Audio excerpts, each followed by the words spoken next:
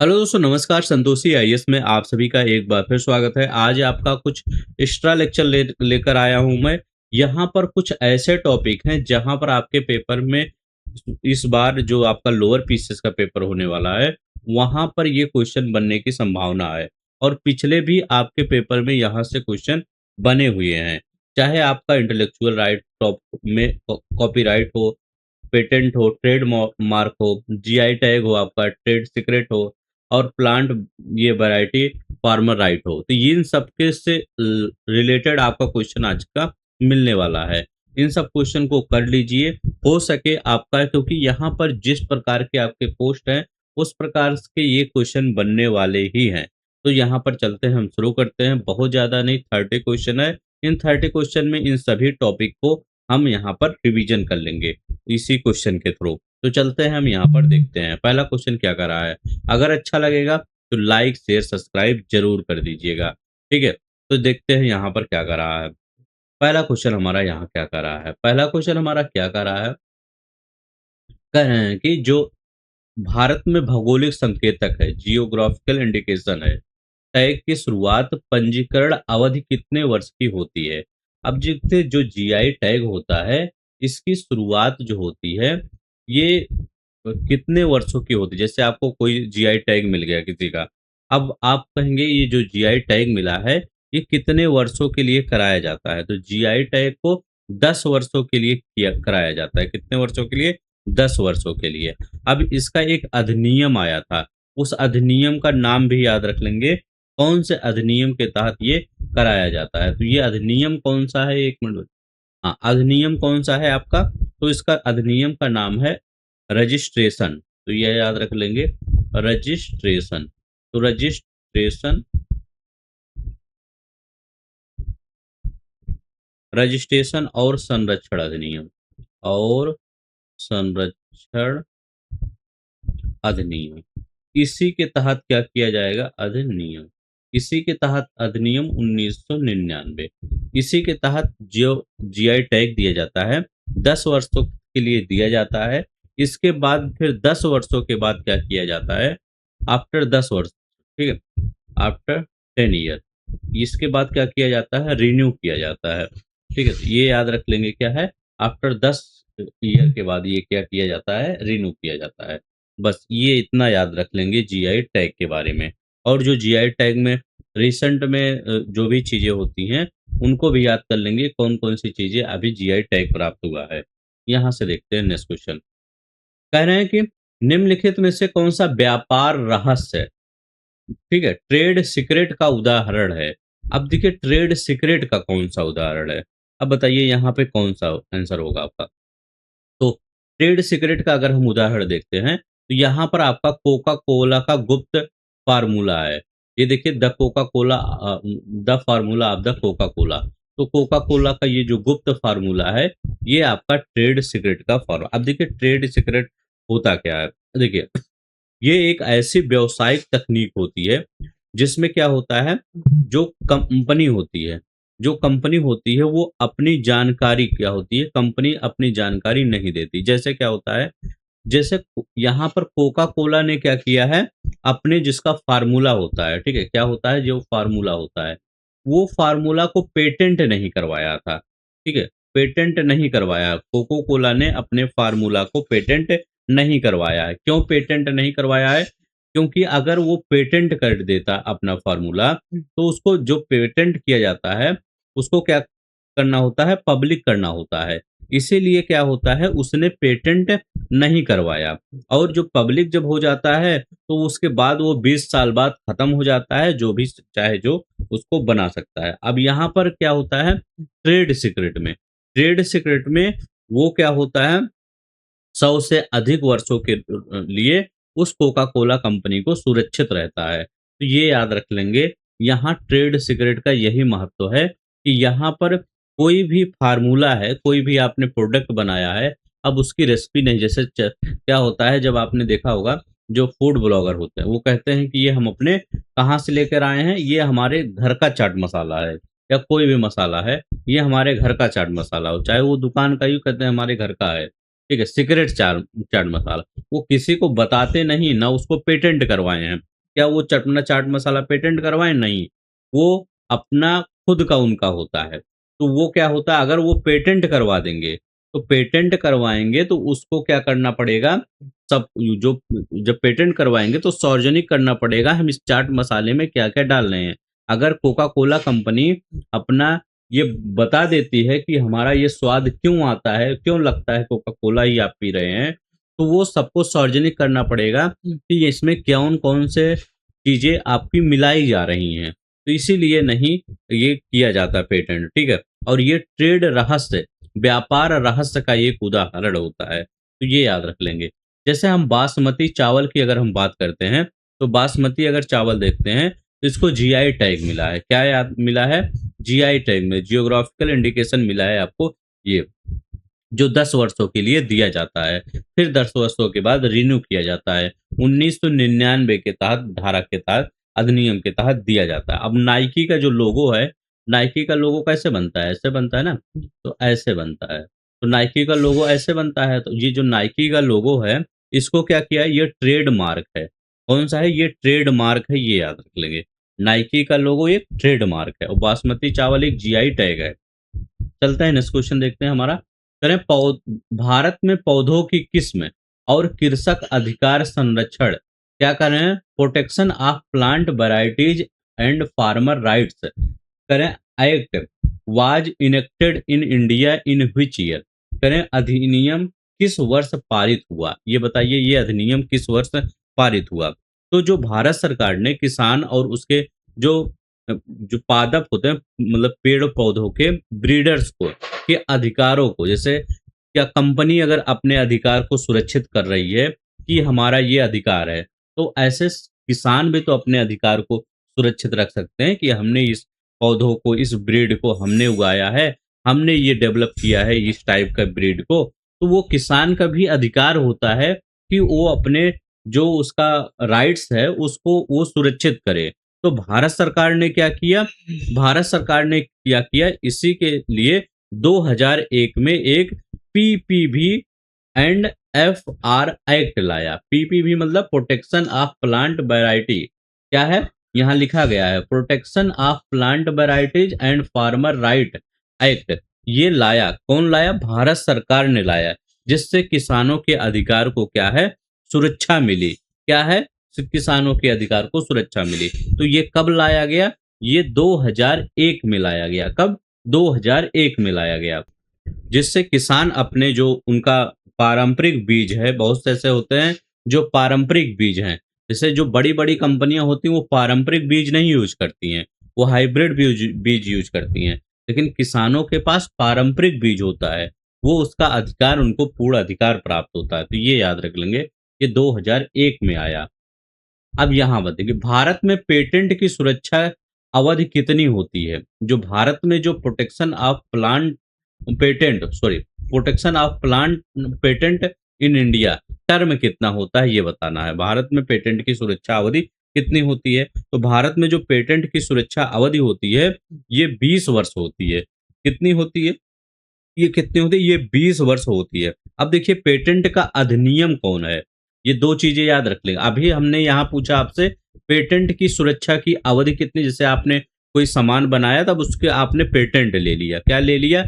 Patent लिया। जैसे अभी आपको न्यूज़ में दिखा होगा कि एक बच्चे ने क्या किया था, एक लोग ने क्या किया था, एक हेलीकॉप्टर बना दिया, मतलब एक टैक्सी बना दिया था, उड़ने वाली टैक्सी, जो हवाई टैक्सी होती है, जैसे चाइना-वाइना में चल रहा है, तो ये उड़ने वाली टैक्सी बना दिया, तो वो उसका पेटेंट ले सकते हैं। क्या है? उसका पेटेंट ले सकते हैं 20 वर्षों के लिए। अब उस टाइप के पेटेंट, मतलब उस टाइप का कि टैक्सी, जैसे चाहे जो वो लगाए हैं, तो मतलब उस सामान को कोई नहीं, जैसे वो सामान जैसे जिस टाइप के वो बनाए हैं।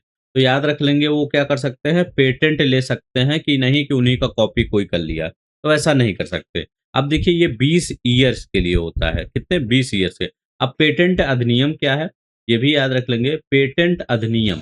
पेटेंट अधिनियम जो होता है वो भारत में कौन सा है? 1970 का अधिनियम है। अब इसी पेटेंट अधिनियम में संशोधन किया गया था। पेटेंट अधिनियम में संशोधन कब किया गया था? 2005 में। तो 2005 में क्या किया गया था? इसी पेटेंट अधिनियम में क्या किया गया था? संशोधन किया गया था। ठीक है। अब देखें, अब आप पूछेंगे जब ये समाप्त हो जाता है, 20 अवधि की समाप्त हो जाती है, तो ये क्या होता है, कहाँ आ जाता है? तो वो पब्लिक डोमेन में आ जाता है। कहाँ पे? वो पब्लिक डोमेन में आ जाता है और उसका उपयोग कोई भी कर सकता है। आपने कोई सामान बनाया, 20 वर्ष के लिए पेटेंट करा लिया, अब वो 20 वर्ष पूरा हो गया, फिर वो पब्लिक डोमेन में आ गया। कहाँ पे आ गया? वो पब्लिक डोमेन में आ गया। पब्लिक डोमेन में आ गया। अब जब पब्लिक डोमेन में आया, तो उसका यूज क्या है? कोई भी कर सकता है। ठीक है, कोई भी यूज कर सकता है, ये याद रखेंगे।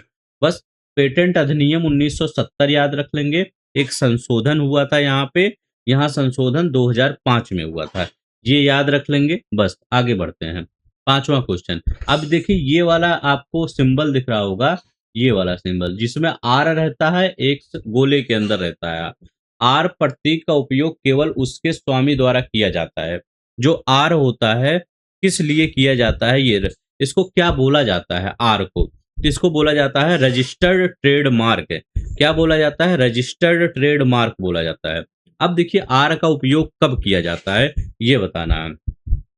करें आर्थ का प्रतीक केवल उसके स्वामी द्वारा किया जाता है, इसका आंसर होता है रजिस्टर्ड ट्रेडमार्क। ठीक है। अब यहाँ पर होता क्या है, देखिए, आर जो प्रतीक होता है, केवल तभी उपयोग किया जाता है जब ट्रेडमार्क का आधिकारिक पंजीकरण ट्रेडमार्क रजिस्ट्री में पूरा हो चुका हो। जैसे जो ट्रेडमार्क अभी हमने पीछे नहीं बताया, यहाँ पे क्या है? ट्रेडमार्क होता है, इधर वाले बताया। ठीक। तो ये आपका ट्रेडमार्क जो होता है, उसमें क्या होता है, जब मतलब इसका उपयोग तभी किया जा सकता है जब ट्रेडमार्क का जो आधिकारिक पंजीकरण ट्रेडमार्क में पूरा हो चुका है, तभी इसका हम उपयोग करते हैं। अभी दो चीज, अभी कहेंगे कब पूरा हो चुका है, कब अभी नहीं पूरा हो चुका है, सब बताएंगे। ये जब ट्रेडमार्क का अधिकार, यहां लिखेंगे क्या है? ट्रेडमार्क का अधिकार। ठीक है। जो आपका वो रजिस्टर है, जो पंजीकरण रजिस्टर है, वो रजिस्टर में क्या है? ये रजिस्टर हो, ट्रेडमार्क रजिस्टर्ड हो चुका है। तो ट्रेडमार्क अगर रजिस्टर हो चुका है, तब इसका आर का प्रयोग, आपने देखा होगा बहुत सारे पॉलीथीन में, बहुत सारे प्रोडक्ट पे ऐसे आर बना रहता है। अब आर ये याद रख लेंगे जब ट्रेडमार्क रजिस्ट्री में पूरा हो चुका हो। अब बहुत जगह आपको दिखेगा टीएम बना रहता है। क्या रहता है? ऐसे टीएम बना रहता है। अब टीएम क्या होता है, ये बताना है।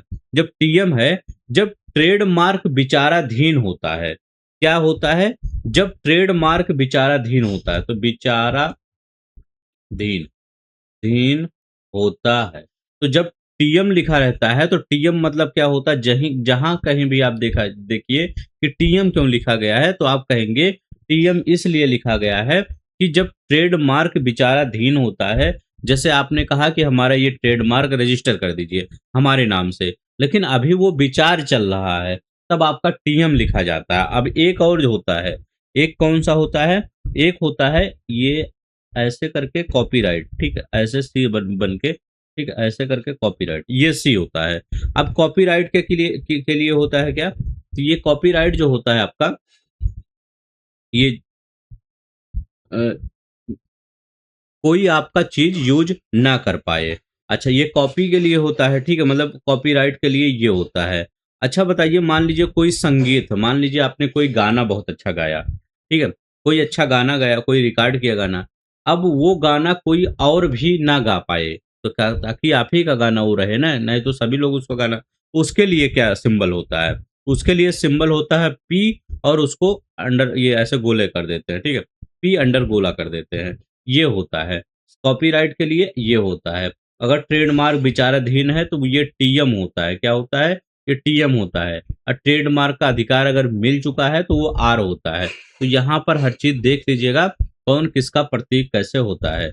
अब यहाँ लिखा गया है पौधों की किस्म और कृषक अधिकार संरक्षण। अभी हमने बताया है जो पौधों की किस्म कृषक अधिकार संरक्षण 2001 वाला है। ठीक है, कौन सा हमने बताया है अभी आपको? 2001 में के अधिनियम के तहत संरक्षित किस्म के बीजों सहित कृषि उपज को सहेजने और उपयोग करने और बोने और फिर से बोने, आदान प्रदान और साझा करने के अधिकार किसे है? तो ये साझा करने का ये अधिकार किसको मिलता है?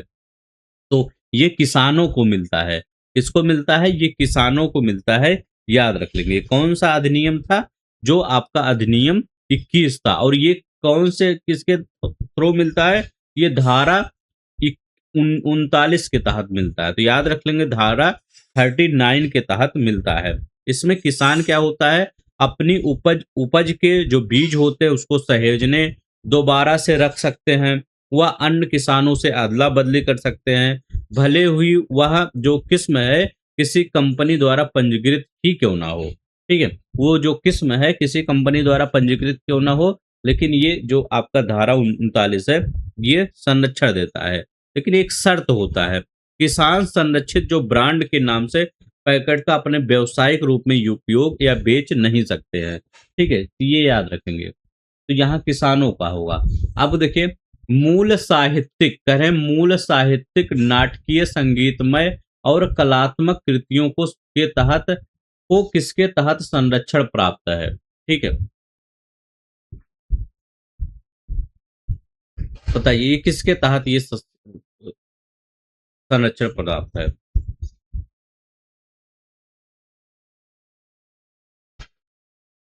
जैसे क्या है, मुंशी प्रेमचंद्र है, ठीक है, मुंशी प्रेमचंद्र की कहानी कोई और लिख रहा है, ठीक है, तो वो क्या है, वो कॉपीराइट के तहत आ जाएगा। जैसे हम कोई बुक है, ठीक है, कैसे कोई बुक है, तो जो भी कोई बुक है अगर कोई दूसरा उसको पढ़ा रहा है, कोई दूसरा उसको लिख रहा है, तो वो क्या है, वो कॉपीराइट के थ्रू आ जाता है। जैसे घटना चक्र की बुक आती है, अब घटना चक्र की मार्केट में कोई और बुक बना दिया, वैसे ही पूरा कॉपी कर दिया, फिर वैसे दे दिया, तो वो कॉपीराइट के आ जाएगा। तो ये क्या होता है आपका, ये कॉपीराइट के तहत आ जाता है। तो ये याद रख लेंगे, ये किस में आता है? ये कॉपीराइट। भारत में कॉपीराइट अधिनियम कौन सा है? तो भारत में जो कॉपीराइट अधिनियम है वो 1957 है। तो कॉपीराइट अधिनियम कौन सा है? 1957 है। इसमें जो आपकी किताबें होती हैं, कौन कौन से कॉपीराइट के तहत कौन कौन सी आती हैं? आपका किताबें हो गई, ठीक है, किताबें हो गया, कोई लेख हो गया, ठीक है, नाटक हो गया, ठीक है, नाटक हो गया, और आपका संगीत हो गया, ठीक है, संगीतमय नाटक संगीतमय हो गया, ये हो गया, कलात्मक कलाकृतियां हो गया, कलात्मक कलाकृतियां हो गया, फिल्म हो गया, ठीक है, फिल्म हो गया, साउंड रिकॉर्डिंग, ये सब आपका इसी के तहत आता है, ठीक है, कॉपीराइट के तहत आता है, ठीक है, तो ये याद रख लेंगे। करें यहाँ, करें साहित्यिक और कलात्मक कृतियों के कॉपीराइट संरक्षण की कौन सी अंतर्राष्ट्रीय संधि नियंत्रित करती है? कह रहे हैं अगर ये साहित्य वाला अभी हमने यहाँ पर देखा था कि कौन सा कर रहा था, ये कॉपीराइट के थ्रू होता था। अगर हम कहते हैं कि कौन सी जो अंतर्राष्ट्रीय संधि है वो नियंत्रित करता है, ये बताना होगा। तो इसमें कौन सा कन्वेंशन करता है? तो कन्वेंशन पूछ रहे हैं, तो ये कन्वेंशन हुआ था बर्न कन्वेंशन। कौन सा कन्वेंशन हुआ था? वर्ण कन्वेंशन। इसमें दिया गया था जो साहित्यिक और कलात्मक कृतियां होती हैं उनका जो संरक्षण होता था, उसी के लिए आपका महत्वपूर्ण एक संधि हुई थी। अब ये संधि कब हुई थी? जो ये कन्वेंशन कब हुआ था? ये 1886 में हुआ था। बहुत पुराना कन्वेंशन है, क्योंकि पुराने से ही साहित्यिक चीजें चली आ रही हैं। ठीक है, अब मुंशी प्रेमचंद आज के थोड़ी हैं, बहुत पुराने हैं, ठीक है, और उनसे भी पुराने हैं सब लोग। तो ये याद रख लेंगे, तभी से ये चीजें क्या है, चली आ रही हैं। इसके तहत क्या होता है, ये ऑटोमेटिक प्रोटेक्शन मिल जाता है इसमें, ठीक है। अब यहाँ पर पेरिस कन्वेंशन में हुआ क्या था? पेरिस कन्वेंशन में क्या हुआ था? पेरिस कन्वेंशन में आपका पेटेंट, ठीक है, तो पेटेंट एवं ट्रेडमार्क की बात हुई थी, ठीक है, ट्रेड मार्क की ये बात हुई थी, ठीक है।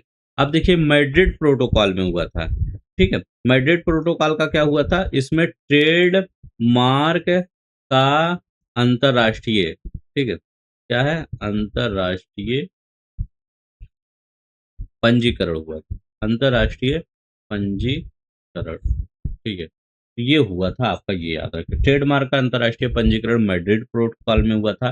पेरिस कन्वेंशन में पेटेंट एवं ट्रेडमार्क आपका हुआ था, ठीक है, पेटेंट और ट्रेडमार्क, और यहाँ पर बर्न कन्वेंशन में, ठीक है, ये कॉपीराइट से हुआ था, ठीक है। तो बर्न कन्वेंशन में कॉपीराइट संरक्षण की संधि थी। तो सब देख लीजिएगा कहाँ कौन सी संधि आपकी हुई थी। नेक्स्ट देखते हैं 9 नंबर, भारत में ट्रेडमार्क पंजीकरण नवीनीकरण की आवश्यकता से पहले कितने वर्षों के लिए मान्य होता है। तो ये कितने ट्रेडमार्क कितने वर्षों के लिए, 10 वर्षों के लिए ट्रेडमार्क क्या होता है, मान्य होता है। अब ट्रेडमार्क का अधिनियम कौन सा है, ट्रेडमार्क का अधिनियम है 1999। तो याद रख लेंगे ट्रेडमार्क का अधिनियम 1999 है, ठीक है। इसके बाद क्या है,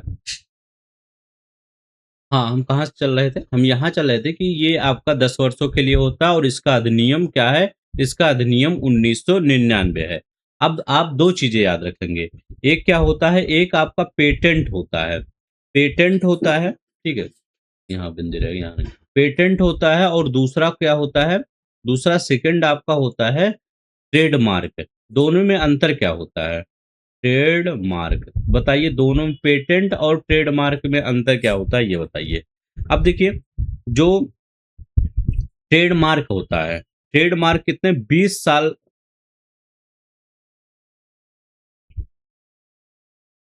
अब 20 साल पेटेंट का होता है, आपने क्या किया 20 साल पेटेंट का बता दिया, ठीक है, और 10 साल किसका बता दिया, 10 साल आपका ट्रेडमार्क का। तो जो पेटेंट लेता है वो 20 साल के लिए होता है, और ट्रेडमार्क होता है वो 10 साल के लिए होता है।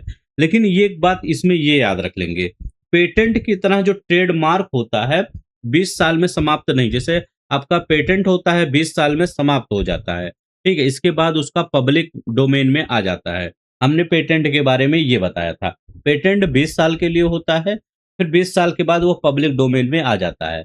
लेकिन जो ट्रेडमार्क होता है, ट्रेडमार्क क्या होता है, हर 10 साल में, ये 10 साल के लिए होता ही है, फिर हर 10 साल में क्या होना होता है, ये रिन्यू करवाइए, क्या है, उसको रिन्यू करवाइए, और उसको असीमित समय तक, ठीक है, क्या कर सकते हैं, असीम मतलब अनंत, जब तक आप चाहें इस ट्रेडमार्क को आप सुरक्षित रख सकते हैं।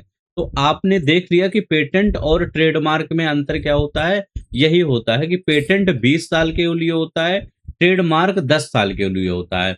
ये 20 साल बाद ये पब्लिक में आ जाता है, क्या 20 साल बाद ये पब्लिक में आ जाता है, लेकिन जो ट्रेडमार्क होता है ये हर 10 साल बाद क्या करना होता है, रिन्यू करना पड़ता है। क्या होता है, हर 10 साल बाद क्या करना होता है, रिन्यू करना होता है। और आपका जो पेटेंट का अधिनियम होता है, पेटेंट किसके तहत आपका वर्क करता है, तो पेटेंट आपका 1970 के तहत, कौन से 19 पेटेंट जो होता है वो आपका 1970 है, लेकिन 2000 आपका 5 में क्या हुआ था, 2005 में यहाँ पर क्या हुआ था, ये संशोधन हुआ था पेटेंट में, ठीक है, पेटेंट में क्या हुआ था, 2005 में संशोधन हुआ था। अब ट्रेडमार्क में क्या होता था, ट्रेडमार्क में आपका कौन सा मतलब अधिनियम यहाँ पर काम करता है, तो ट्रेडमार्क में आपका कौन सा अधिनियम काम करता है, तो ये आपका 1999 अधिनियम है, ट्रेड अधिनियम 1999, तो 1999 आपका अधिनियम है। तो यही इतना याद रख लेंगे।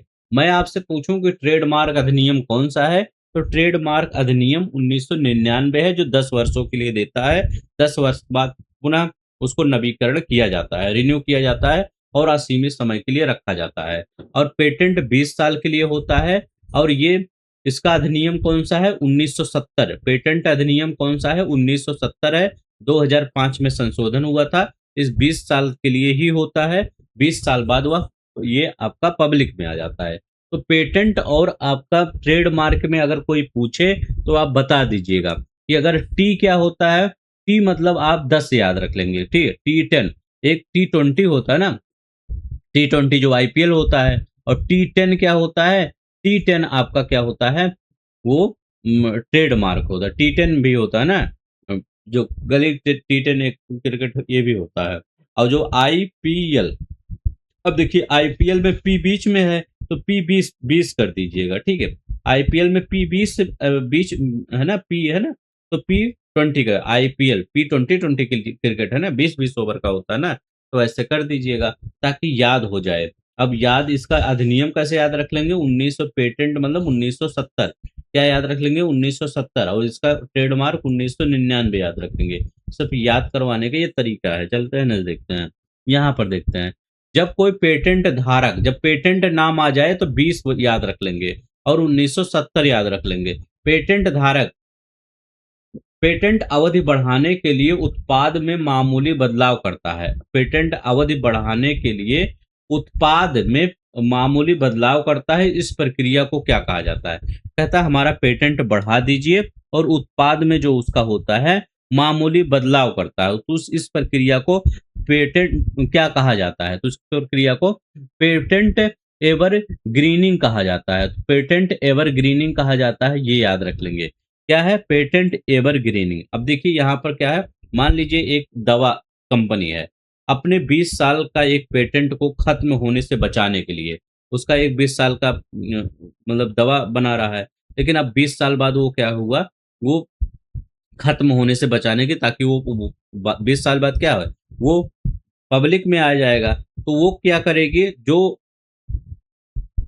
कोई मान लीजिए जो दवा है, ठीक है, मौजूदा वो दवा है, उसके फार्मूले में थोड़ा सा क्या करेगी, बदलाव कर देगी। फार्मूले में थोड़ा सा बदलाव करके और वो नया पेटेंट क्या करेगी, हासिल कर लेगी। मतलब नहीं तो 20 साल बाद वो तो समाप्त ही हो जाएगा ना। तो यही होता है यहाँ पे, ठीक है, यही बड़ी बड़ी कंपनियां करती हैं। वही दवा रहती है, हल्का सा मामूली चेंज कर देती हैं, कहती हैं हमारा ये पेटेंट है, हम ये दवा बना रहे हैं। ठीक है, तो ये याद रख लेंगे।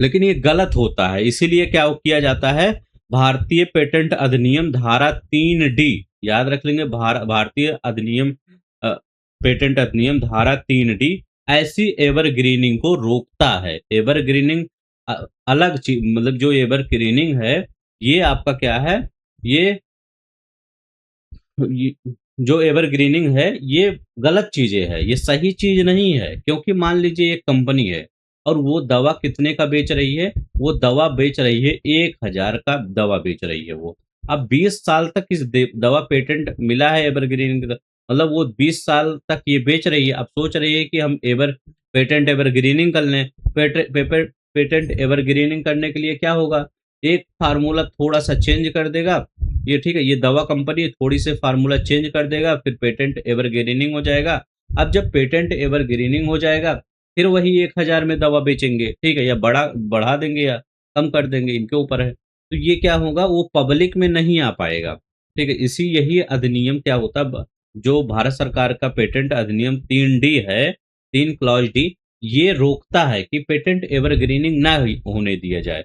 20 साल बाद वो पब्लिक डोमेन में आ जाए, ताकि पब्लिक उसको, बहुत सारे लोग बना के और वो यूज करें, ताकि मतलब जब कंपटीशन कम होगा उस दवा का, तो दवा ऑटोमेटिक वो सस्ता बिकेगा। तो यही होता है। तो ये याद रखना, मामूली बदलाव, इस प्रक्रिया को क्या कहा जाता है, पेटेंट एवरग्रीनिंग। समझ में आ गया होगा।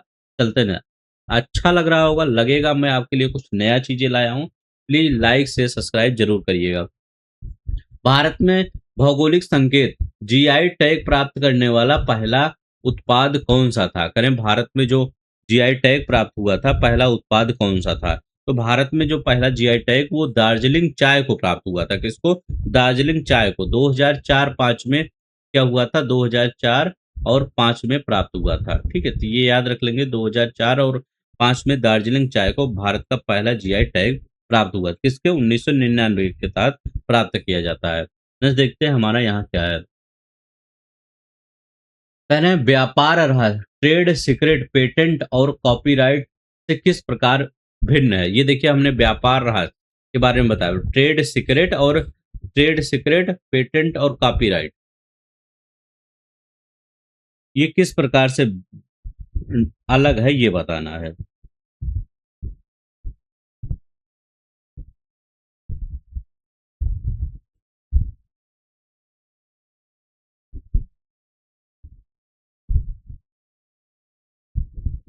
बताइए। तो ये किस प्रकार, इसके लिए किसी, देखिए, जो पेटेंट है कॉपीराइट से किस प्रकार भिन्न है, इसके लिए किसी औपचारिक पंजीकरण की आवश्यकता नहीं होती है। जो व्यापार रहस्य होते हैं, इसके लिए किसी कोई पंजीकरण की आवश्यकता नहीं होती। जैसे आपने क्या देखा है, देखिए, जैसे आपका ट्रेड सीक्रेट है, इसमें कोई भी रजिस्ट्रेशन नहीं है, इसमें सिर्फ गोपनीयता बनाए रखने के लिए, ठीक है, वो क्या होता है, गोपनीयता, जो जैसे मान लीजिए कोका कोला है, वो अपनी गोपनीयता बनाए है कि कौन सा फार्मूला वो यूज कर रहा है, तो इसमें सिर्फ क्या किया जाता है, उसकी गोपनीयता बनाए रखने के लिए, ठीक है, तो वो अपना नॉन जो डिस्क्लोजर एग्रीमेंट है उसको उस पर निर्भर रहती है। तो ये याद रख लेंगे, ये ट्रेड सीक्रेट है, तो ये कोका कोला वाला है।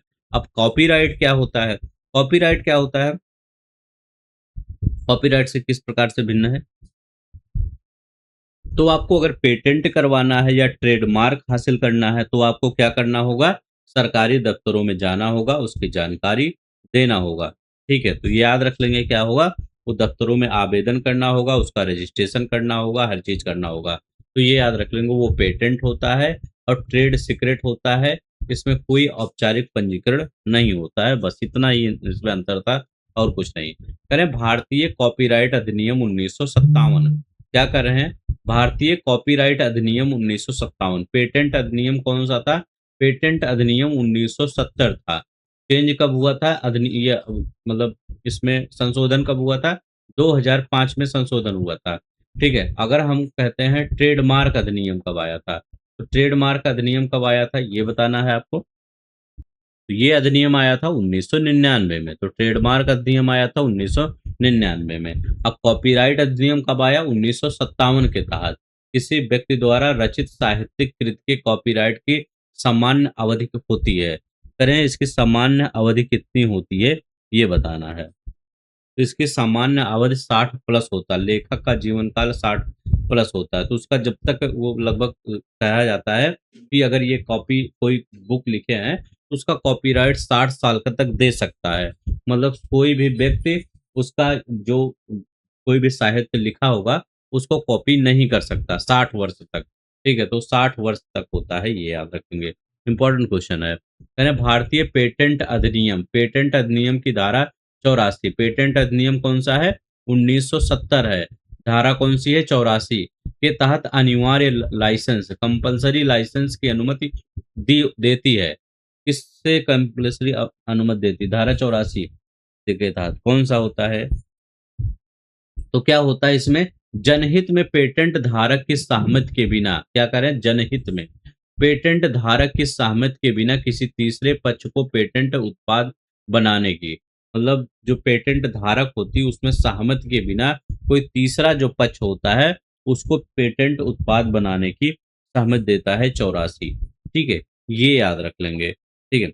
मान लीजिए कोई पेटेंट धारक कंपनी है, दवा या उत्पाद जनता के लिए क्या करती है, उचित कीमत पर तय नहीं करती है या पर्याप्त मात्रा में उपलब्ध नहीं करवाती है, जैसे मान लीजिए हमने बात ली है एक मैनकाइंड की, मैनकाइंड दवा की बहुत बड़ी कंपनी है, वो क्या कर रही है कि जो उसका पेटेंट है कोई दवा का, अब दवा का पेटेंट है तो वो जनता के लिए उस कीमत पर नहीं, जो 100 की दवा है वो 1000 में दे रहा है, और वो जो जनता को दवा चाहिए 1000 में दो, लेकिन समय से उपलब्ध तो करवा दो, जब मरीज ही नहीं रहेगा तो दवा उपलब्ध करा के करोगे क्या, तो वो ना समय पे दे रहा है ना उपलब्ध करवा रहा है लोगों को, ठीक है, इसलिए क्या कर सकते हैं, इसी धारा 84 के तहत, किसके लिए, धारा 84 के तहत वो क्या है, किसी तीसरे देसी कंपनी को वह दवा बनाने का अनिवार्य लाइसेंस दे सकते, किसी तीसरी देसी कंपनी को, ये याद रहे, विदेशी नहीं, किसी तीसरी देसी कंपनी को ये दवा बनाने का दिया जा सकता है। अब भारत में पहला कंपलसरी लाइसेंस 2012 में कैंसर की दवा नेक्सावर के लिए, ठीक है, दिया गया था, जो आपका कंपलसरी लाइसेंस 2012 में एक कैंसर की दवा था जो नेक्सावर था, ठीक है, नेक्सावर के नेटको फार्मा के को दिया गया था, एक नेक्सावर कंपनी है उसके नेटको फार्मा को दिया गया था, ठीक है, तो ये याद रख लेंगे। अगर यहाँ पर आपसे क्वेश्चन पूछे भारत का पहला कंपलसरी लाइसेंस कब दिया गया था, तो भारत का पहला कंपलसरी लाइसेंस कब दिया गया था, वो 2012 में दिया गया था, ठीक है, कब, 2012 में दिया गया था, ठीक है, किसको दिया गया था, ये नेटको फार्मा को दिया गया था, किसको याद रख लेंगे, नेटको फार्मा को दिया, ये याद रख लेंगे, नेटको फार्मा। नेक्स्ट देखते हैं हमारे यहाँ में, करें औद्योगिक संपत्ति, के संरक्षण के लिए पेरिस कन्वेंशन मुख्य रूप से किसे कवर करता है? The Paris convention of the protection of industrial property primarily cover किसको कवर करता है? तो जो पेरिस कन्वेंशन हुआ था, यहाँ पर हमने देखा कि पेरिस कन्वेंशन वाला आपका क्या था, एक क्वेश्चन आया था यहाँ पे, देखते हैं वो क्वेश्चन में हमको मिलता है। पेटेंट और ट्रेड, ये देखिए हमने लिखा गया ना पेरिस कन्वेंशन, यहाँ लिखा गया पेटेंट और ट्रेडमार्क। पेटेंट और ट्रेडमार्क की बात यहाँ कर रहा है। अब यहाँ देखिए, तो ये क्या करता है, patent trademark on industrial design. तो पेटेंट ट्रेडमार्क और औद्योगिक डिजाइन के लिए पेरिस कन्वेंशन है, तो ये याद रख लेंगे। औद्योगिक संपत्ति के संरक्षण के लिए पेरिस कन्वेंशन क्या है, ये पेटेंट ट्रेडमार्क और औद्योगिक डिजाइन के लिए काम करता है। तो ये याद रख, पेरिस कन्वेंशन हुआ क्या था, पेरिस कन्वेंशन आपका 1883 में हुआ था। कब हुआ था? 1883 में पेरिस कन्वेंशन हुआ था। यहाँ पर देखते, फिल्म अधिकार के लिए कॉपीराइट होता है, ठीक है, कॉपीराइट होता है, ये याद रख लेंगे। बीजों के लिए, बीजों के लिए आपका जो फार्मर वाला भारत में होता है, अरे भारत में भौगोलिक संकेतक रजिस्ट्री, जीआई रजिस्ट्री का रख रखाव किस प्राधिकरण या संस्थान द्वारा किया जाता है? किसके द्वारा किया जाता है? जीआई रजिस्ट्री किसके द्वारा किया जाता है? तो जीआई जो रजिस्ट्री होता है वो चेन्नई है, ठीक है। तो जीआई रजिस्ट्री चेन्नई में है, इसका मुख्यालय चेन्नई में, यहीं से किया जाता है, ठीक है। तो ये याद रख लेंगे। किस मंत्रालय के अधीन कार्य करता है? तो ये मंत्रालय के अधीन काम करता है, डीपीआईआईटी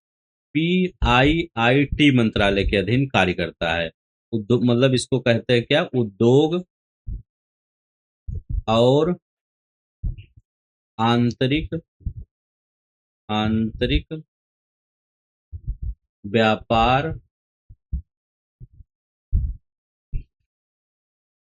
संवर्धन विभाग, वाणिज्य, ये तो ये हो गया, विभाग हो गया, डीपीआईआईटी ये हो गया। इसके बाद आपका वाणिज्य एवं उद्योग मंत्रालय, ठीक है। इसे विभाग इसी का है और ये इसी का, उद्योग और आंतरिक व्यापार संवर्धन विभाग, और ये मंत्रालय कौन सा है, वाणिज्य और उद्योग मंत्रालय के अधीन जीआई रजिस्ट्री जो चेन्नई है काम करती है। तो ये याद रख लेंगे, ठीक है। नेक्स्ट देखते हैं 17, भारतीय पेटेंट अधिनियम 1970, क्या लिखा गया 1970 की। अब पेटेंट क्या होता है, आईपीएल हम बताए हैं, आईपीएल पेटेंट 20 साल के लिए होता है। 20 साल बाद ये क्या होता है, ये पब्लिक डोमेन में आ जाता है। क्या होता है, पब्लिक डोमेन में ये आ जाता है कि धारा 3 के अनुसार निम्नलिखित में से किसे पेटेंट नहीं कराया जा सकता। करें, किसे पेटेंट नहीं कराया जा सकता ये बताना है। धारा 3 के तहत कौन सी चीज को पेटेंट नहीं कराया जा सकता? तो कौन सा पेटेंट, एक गणितीय व व्यावसायिक जो पद्धति होती है उसको पेटेंट नहीं करवाया जा सकता। मान लीजिए कोई ये है फार्मूला है, अब आप उसको पेटेंट नहीं करवा सकते क्योंकि उस मैथ जो होता है उससे हजारों फार्मूले, एक फार्मूले से हजारों फार्मूले निकल सकते हैं और हजारों वहां पर खोजे हो सकते हैं उससे, इसलिए आपका क्या होता है, उसको पेटेंट नहीं करवाया जा सकता। इसके बाद आपका बिजनेस मेथड है, क्या आपने क्या अंबानी जो बिजनेस कर रहे हैं आप नहीं कर सकते? आप भी कर सकते हैं। अंबानी जियो का टावर लगवा रहे हैं, सबको सिम दे रहे हैं, आप भी जियो का टावर लगवा लीजिए, आप अपनी कंपनी का टावर लगवा लीजिए कोई, मतलब उस काम जियो कंपनी नहीं, मतलब आप अपना जियो है, आप मियो लगवा लीजिए, ठीक है। तो आप मियो कंपनी का टावर बेचिए, हर सबको सिम बेचिए, ठीक है। तो आप भी ये करिए, ठीक है। अब इसके बाद क्या है, मतलब आप कोई भी बिजनेस कर सकते हैं, बिजनेस में किसी का पेटेंट नहीं है, आप कोई भी बिजनेस कर सकते हैं। अगर पेटेंट होता तो ये कपड़े का दुकान है, दूसरा कपड़े का दुकान कर ही नहीं सकता था, ठीक है। बाजार बाजार में जाएंगे, ढेर सारी कपड़े की दुकान मिलेगी, कहेंगे हमारा ये पेटेंट है, हम ही कपड़े का दुकान कर सकते हैं, ऐसा थोड़ी है। तो ये याद रख लेंगे, बिजनेस मेथड और मैथमेटिकल ये क्या होता है, ये नहीं किया जा सकता, ठीक है। तो ये याद रख लेंगे। ये न्यू मैन्युफैक्चरिंग मेथड, इसका पेटेंट करवाया जा सकता है, आपको नई कोई चीज डिस्कवर कर लिया, जैसे हमने अभी बताया, एक व्यक्ति ने क्या किया, अपना टैक्सी, हवाई टैक्सी भी बना दिया, तो उसका पेटेंट करवाया। ये न्यू मैकेनिकल मशीन, कोई मशीन है, आपने डेवलप कर लिया कि वो मशीन क्या करेगा, वो मशीन उसमें खारा जल डालिए, सही पानी निकाल देगा वो, ठीक है, एकदम मीठा पानी निकाल देगा, उसका पेटेंट आप करवा लीजिए। ये न्यू फार्मास्यूटिकल ड्रग, मतलब दवा का पेटेंट तो करवाया ही जाता है, इसका तो हमने एग्जाम्पल ही ले लिया है। नेक्स्ट देखते हैं यहाँ पे, यहाँ क्या कर रहा है, करें पीपीवी और एफआर अधिनियम 2001, तो इसका अधिनियम याद रख लेंगे 2001 है, के तहत वृक्षों और लताओं की किस्मों का अधिकतम कितनी अवधि के लिए संरक्षित किया जा सकता है। कह रहे हैं कि वृक्षों और लताओं के लिए अधिकतम कितने वर्ष तक इसको संरक्षित किया जा सकता है। तो वृक्षों और लताओं के लिए अधिकतम 18 वर्ष के लिए इसको संरक्षित किया जा सकता है। तो याद रख लेंगे, अधिकतम 18 वर्ष के लिए संरक्षित किया जा सकता है। वृक्ष और लताओं के लिए दो चीजें हैं, यहाँ अगर आपसे वृक्ष और लताएं पूछे, ठीक है, तो ये 18 वर्ष के लिए होता है। लेकिन अगर आपसे अन्न फसलें और पौधे पूछे, तो वो 15 वर्ष के लिए होता है। अन्न, फसल, ठीक है, व पौधा, ठीक है, तो ये आपका 15 वर्ष के, जो फसल वसल जो होता है वो आपका 15 वर्ष के लिए होता है। लेकिन जो वृक्ष होते हैं और जो लताएं होती हैं वो 18 वर्ष के लिए होते हैं, तो ये याद रख लेंगे। यहाँ पर देखते हैं, कॉपीराइट कानून के तहत फेयर डीलिंग, निष्पक्ष व्यवहार, फेयर डीलिंग का सिद्धांत क्या अनुमति देता है। फेयर डीलिंग क्या अनुमति देता है कॉपीराइट के तहत, ये बताइए, ये कौन सा अनुमति देता है। अब देखिए, जो ये फेयर डीलिंग होता है, ये कौन सा अनुमति देता है, ये कहता है कि जो आपका limited non commercial use of for research, private study अथवा रिव्यू, अनुसंधान, निजी अध्ययन या समीक्षा के लिए सीमित गैर व्यावसायिक उपयोग, ठीक है, ये करता है आपका निष्पक्ष व्यवहार। तो ये याद रख लेंगे। अच्छा क्वेश्चन। अब देखिए, ये आपका फेयर डीलिंग क्या होता है, ये कॉपीराइट कानून में एक अपवाद होता है। अपवाद क्या होता है, ये जो आपका कॉपीराइट की धारा है 52 के तहत, अब इसमें क्या होता है, यह क्या करता है, इसमें जैसे शिक्षा हो गया या निजी अध्ययन हो गया या समाचार की रिपोर्टिंग हो गया या कोई समीक्षा हो गया या कोई शोध हो गया के लिए बिना अनुमति कॉपीराइट सामग्री सीमित उपयोग की छूट प्रदान करता है। मान लीजिए क्या है कि कहीं भूकंप आ गया, ठीक है, मैं कह रहा हूँ कि कहीं भूकंप आ गया, अब यहाँ पर क्या है, कोई चैनल एक दिखा रहा है, अब एक चैनल दिखा रहा है, ठीक है, तो वो हो सकता है उसका कुछ डाटा लेकर सीमित रूप से उसका उपयोग किया जा सकता है, ठीक है, उसका क्या है, उसका डाटा लेकर किया जा सकता है उपयोग, क्योंकि जो भूकंप की जानकारी है पब्लिक को देना है, पब्लिक को वर्क, पब्लिक के अकॉर्डिंग काम करना है। जहां पर आपको पब्लिक का हित आ जाता है, वहां कुछ भी काम नहीं करता, ये याद रख लेंगे, कोई कानून नहीं काम करता, ठीक है। मेन चीज पब्लिक का उसमें हित होना चाहिए, हित मतलब पब्लिक का उसमें वेलफेयर होना चाहिए, ठीक है, ये याद रखेंगे, ठीक है। हमेशा पब्लिक सर्वे होता है, सर्वमान होता है, सर्वशक्ति मान होता है हमारे कानून में, लेकिन कोई पब्लिक को सर्वशक्ति मान नहीं मानता है, ठीक है। तो लेकिन वही होता है, क्या होता है, पब्लिक ही सर्वशक्तिमान होता है हमारे संविधान में, ही पब्लिक, संविधान से पब्लिक से बड़ा कोई भी चीज नहीं है, ठीक है। संविधान तो ऊपर है ही है, लेकिन मेन चीज संविधान किसके लिए बनाया गया है, पब्लिक के हित लिए बनाया गया है, तो ये याद रख लेंगे। तो आपका यहाँ पर क्या हो जाएगा, यहाँ आपका हो जाएगा कि कॉपीराइट कानून के तहत निष्पक्ष फेयर डीलिंग का सिद्धांत आपका यही करता है कि जो कोई शोध है, कोई निजी अध्ययन है या शिक्षा है, तो कोई किसी का ले सकता है। जैसे कोई पढ़ा रहा, मैं पढ़ा रहा हूँ, तो मेरी तरह कोई और भी पढ़ा सकता है, तो ऐसे ही हो सकता है। तो यहाँ पर होता है, नहीं देखते 20 करें अपंजीकृत, ठीक है, अनरजिस्टर्ड ट्रेडमार्क को दर्शाने के लिए आमतौर पर किस प्रतीक का उपयोग किया जाता है। देखिए, अनरजिस्टर्ड है, अभी क्या किया गया है, अभी रजिस्टर्ड नहीं है, अनरजिस्टर्ड, मतलब अभी वो क्या है, उसको एक मिनट, सिर्फ वो अपना ये दिया है, आवेदन दिया है रजिस्ट्री में, रजिस्ट्री में सिर्फ आवेदन दिया है, अभी रजिस्टर्ड नहीं है, तो उसके लिए टीएम का प्रयोग किया जाता है, जो लिखा नहीं रहता। ऐसे देखिए बहुत जगह ऐसे टीएम लिखा रहता है, टीएम, तो टीएम अगर लिखा गया है कहीं पे तो आप ये याद रख लेंगे, अभी आप टी मतलब टेम्पोररी याद रख लेंगे, ठीक है। तो अभी टेम्पोररी मार्क है, उसका ट्रेड मार्क होता है, लेकिन अभी ऐसे याद रखिएगा टेम्पोररी, अभी अनरजिस्टर्ड है, तो इसका क्या होता है, अनरजिस्टर्ड ट्रेड मार्क है, जो टीएम मतलब ट्रेड मार्क होता है, बट इसको आप ऐसे याद करिएगा, अभी ये अनरजिस्टर्ड है। तो जहां भी टीएम लिखा रहे वहां आप कह दीजिएगा, ऐसा टीएम लिखा रहता है कि अभी ये ट्रेडमार्क के लिए भेजा गया लेकिन अभी रजिस्टर्ड नहीं है, तो वो टीएम होता है। क्या होता है याद रख लेंगे, टीएम होता है, ठीक है। आर क्या होता है, तो आर जब रजिस्टर्ड हो जाता है, ये रजिस्टर्ड के बाद आर होता है, तो ये याद रख लेंगे, जब आपका रजिस्टर्ड के बाद है ये रजिस्टर्ड हो जाता है, ट्रेडमार्क क्या है, रजिस्टर्ड, रजिस्टर्ड हो गया। सी मतलब ये कॉपीराइट है, पी मतलब संगीत का कोई गाना होना है उसके लिए होता है। अब यहाँ बताइए, व्यापार रहस्य अधिकार समाप्त हो जाते हैं यदि, ये कोका कोला वाला फिर आ गया, ठीक है, बार बार कोका कोला वाला आ रहा है, ठीक है। व्यापार रहस्य करें समाप्त हो जाते हैं यदि जानकारी दूसरों द्वारा स्वतंत्र रूप से विकसित या कानूनी रूप से रिवर्स इंजीनियरिंग की जाती है।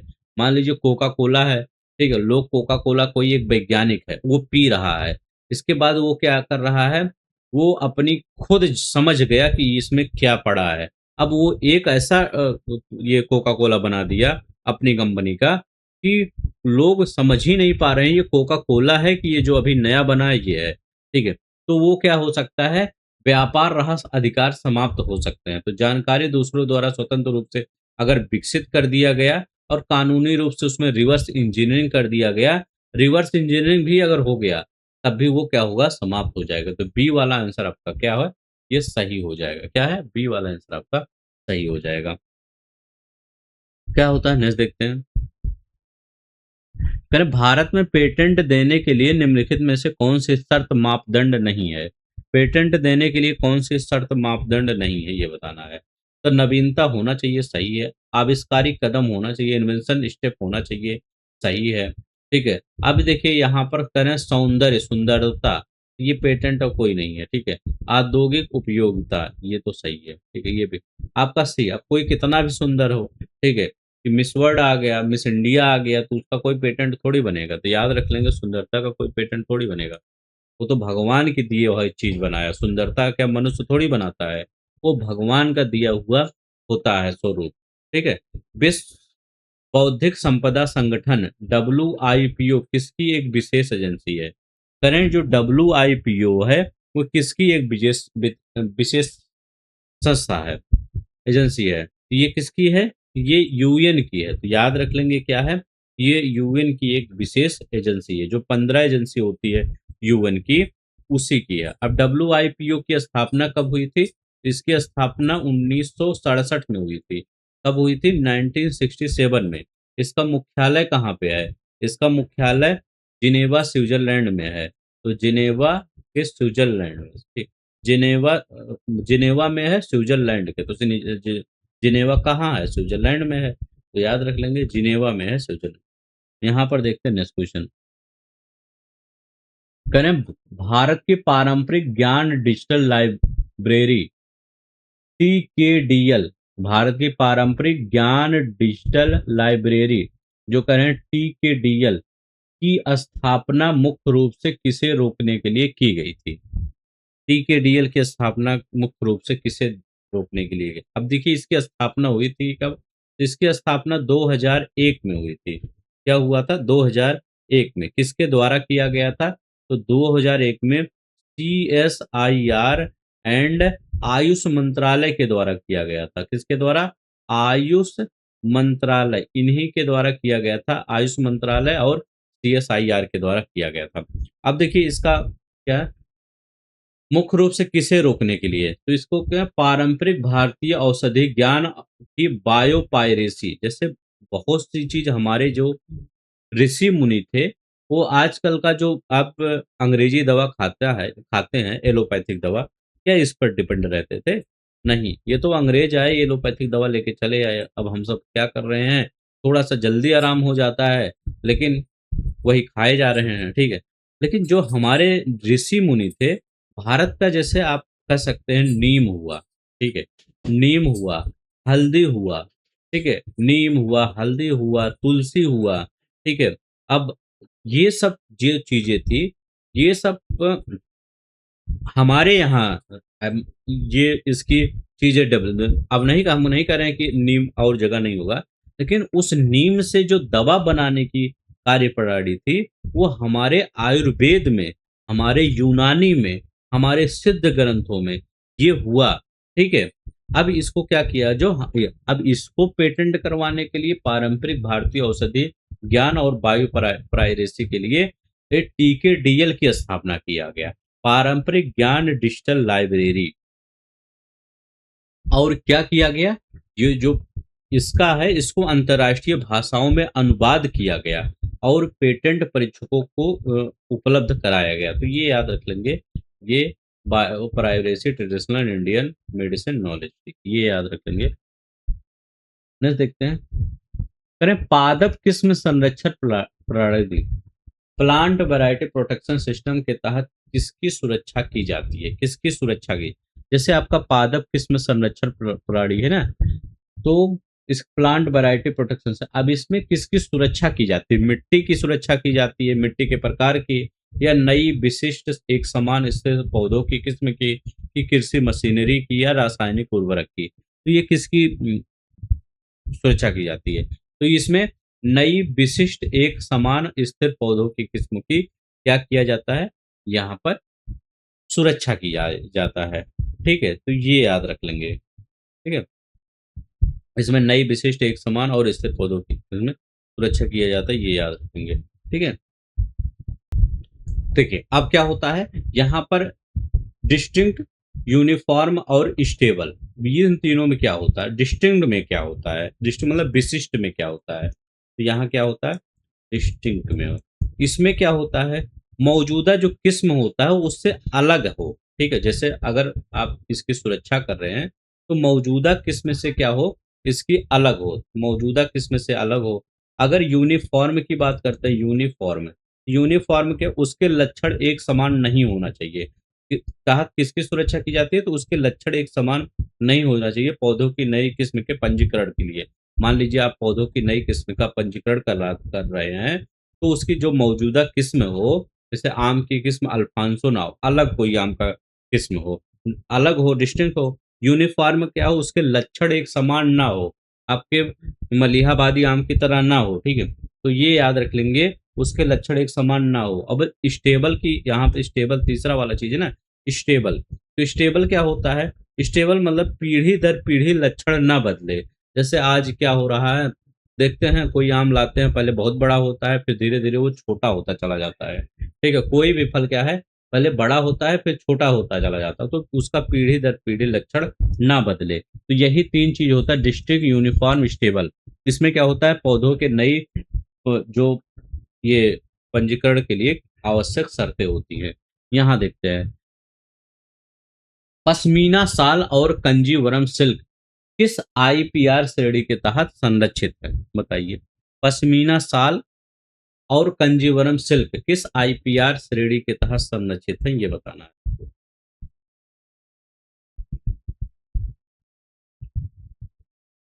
तो किसके, तो ये जियोग्राफिकल इंडिकेशन के भौगोलिक संकेतक के तहत संरक्षित है। कौन सा नियम है, 1999 का। चलते हैं देखते हैं, ध्वनि, साउंड मार्क और रंग अंक, कलर मार्क भारत में किस प्रकार के आईपीआर के तहत पंजीकृत किए जा सकते हैं।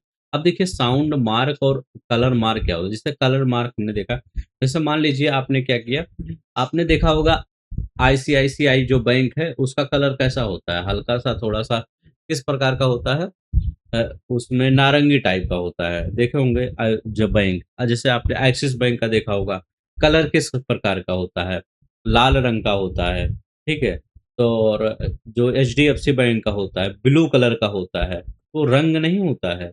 और जैसे साउंड मार्क, अब जैसे क्या हो गया, साउंड मार्क कह सकते हैं कि जब शक्तिमान आता था, ठीक है, या अभी कोई भी चीजें होगा उसका साउंड आप सुनते, अच्छा ये उसी कंपनी का साउंड है, या वो, मतलब आप समझ जाते होंगे कि जो उसकी अगर साउंड आता होगा तो उसी टाइप का साउंड है। जूनियर जी आता है, जैसे जूनियर जी बहुत दूर से आप समझ जाते हैं, अच्छा जूनियर जी चालू हो गया है, चले जाते थे, ठीक है? तो ये क्या होता है, साउंड मार्क होता है उन सबका। ये कौन, तो ये क्या होती है, ये कौन से ट्रेडमार्क है? तो ये कह रहे हैं कि किस प्रकार के आईपीआर के तहत ये पंजीकृत किए जाते हैं। तो ये ट्रेडमार्क के तहत किए जाते हैं पंजीकृत। ट्रेडमार्क कितने साल का होता है? 10 साल का ट्रेडमार्क होता है। इसका अधिनियम कौन सा था? तो ट्रेडमार्क का अधिनियम 1999 का था। पेटेंट का अधिनियम 1970 का था। तो ये याद रख लेंगे, क्या है, ट्रेडमार्क के रूप में पंजीकृत करवाया जाता था। कह रहे हैं ट्रिप्स, TRIPS, ट्रिप्स समझौते का पूर्ण रूप क्या है? बताइए, ट्रिप्स समझौते का पूर्ण रूप क्या है? तो ये किसके द्वारा समझौता प्रशासित किया जाता है? तो ये WTO का एक समझौता होता है, ये याद रख लेंगे। जो इसके सदस्य देश होते हैं, वो बौद्धिक संपदाओं को न्यूनतम स्तर तय करता है उनका, ठीक है, मानकों का एक न्यूनतम स्तर तय करता है। अब देखिए इसका फुल फॉर्म क्या होता है, किसका, ट्रिप्स का फुल फॉर्म क्या होता है? तो ट्रिप्स का फुल फॉर्म क्या होता है आपका,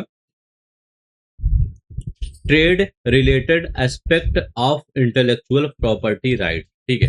तो इसका फुल फॉर्म याद रख लेंगे, trade related aspect of intellectual property right, इसका फुल फॉर्म होता है। तो ये याद रख लेंगे, trade related aspect of intellectual property right. Next देखते हैं, करें कॉपीराइट कानून में विचार अभिव्यक्ति वैधता क्या है? कह रहे हैं कि कॉपीराइट कानून में विचार अभिव्यक्ति वैधता क्या होता है?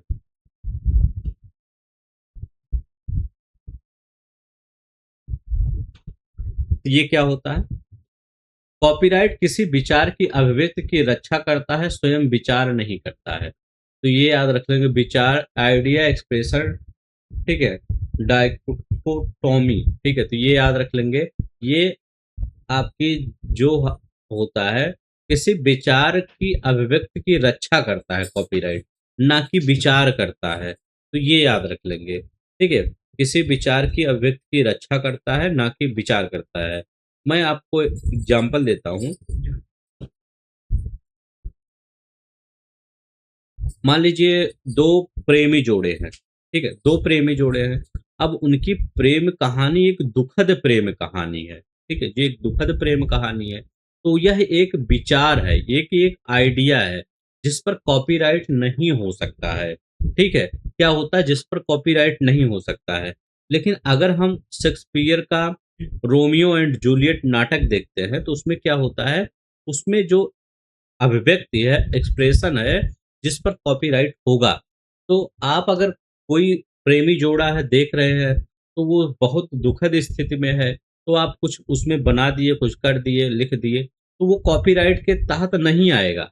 लेकिन अगर शेक्सपियर का जो नाटक है, उस रोमियो एंड जूलियट, उसका अगर हम आप कॉपी बना देते हैं, उसी एक्सप्रेशन के तहत हर चीज कर देते हैं, तो वो कॉपीराइट के थ्रू आ जाएगा, ठीक है। तो ये याद रख लेंगे। तो कॉपीराइट किसी विचार की अभिव्यक्ति की रक्षा करता है, विचार की अभिव्यक्ति की रक्षा करता है, स्वयं विचार नहीं करता है। ये याद रख लेंगे, यही होता है कॉपीराइट कानून में विचार की अभिव्यक्ता। ये हमने एक उदाहरण के साथ समझा दिया, ये याद रखेंगे। नेक्स्ट देखते हैं हमारा यहाँ क्या है। भारत में कौन सा केंद्रीय मंत्रालय पादप किस्मों को छोड़कर, जो पादप किस्म होती है उसको छोड़कर बौद्धिक संपदा अधिकारों के लिए नोडल एजेंसी के रूप में कार्य करता है? करें, बौद्धिक संपदा अधिकारों के लिए नोडल एजेंसी के रूप में कार्य करता है, ये बताना है।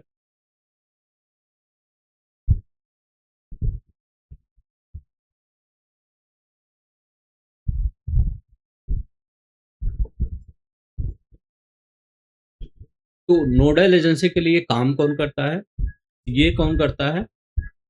ये वाणिज्य और उद्योग मंत्रालय करता है। तो याद रख लेंगे क्या होता है, वाणिज्य और उद्योग मंत्रालय ये करता है, ठीक है। कौन सा उसका डिपार्टमेंट, इसको हम बता दिए हैं, इसका DPIIT, ठीक है, पादप किस्मों को छोड़कर बौद्धिक संपदा के अधिकारों को, DPIIT, ठीक है, department of promotion and industry of and internal trade, ये करता है, ठीक है। ये क्या करता है, जैसे आपका पेटेंट हुआ, ट्रेडमार्क हुआ, कॉपीराइट हुआ, GI टैग हुआ, इसका नोडल एजेंसी यही होता है, ठीक है। तो याद रख लेंगे, इसका नोडल एजेंसी ये आपका DPIIT होता है, लेकिन मंत्रालय आप वाणिज्य और उद्योग मंत्रालय होता है। ठीक है, क्योंकि अब यहाँ पर क्या लिखा गया है, पादप किस्मों को छोड़कर, जो पादप किस्म होते हैं और किसानों के अधिकार का मामला जब होता है तो उसमें कृषि और किसान कल्याण मंत्रालय आता है। तो याद रख लेंगे क्या आता है उसमें, कृषि और किसान कल्याण मंत्रालय आता है। तो यही कह रहे हैं इसको छोड़ के अगर देखा जाए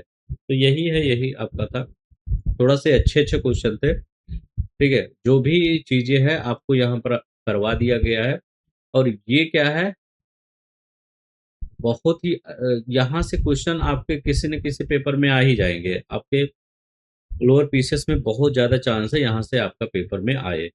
ठीक है, तो बस आज के लिए इतना ही। अगर अच्छा लगेगा तो प्लीज़ लाइक शेयर सब्सक्राइब करिएगा। जिनको लोअर पीसीएस का क्विज करना है, यही सब क्वेश्चन का क्विज करना है, वो सब क्या कर सकते हैं, ये मेंबरशिप ले सकते हैं, यूट्यूब का मेंबरशिप। अगर टेस्ट के फॉर्म में करना है, टेस्ट चलता रहता है हमेशा लोअर पीसीएस का, तो वो कहाँ जा सकते हैं, ऐप डाउनलोड कर सकते हैं, नीचे ऐप का लिंक दिया रहता है। ऐप डाउनलोड करके वहाँ टेस्ट कर सकते हैं, हमेशा टेस्ट चलता रहता है। तो आज के लिए बस इतना ही, अपना ख्याल रखिएगा। जय हिंद, जय भारत।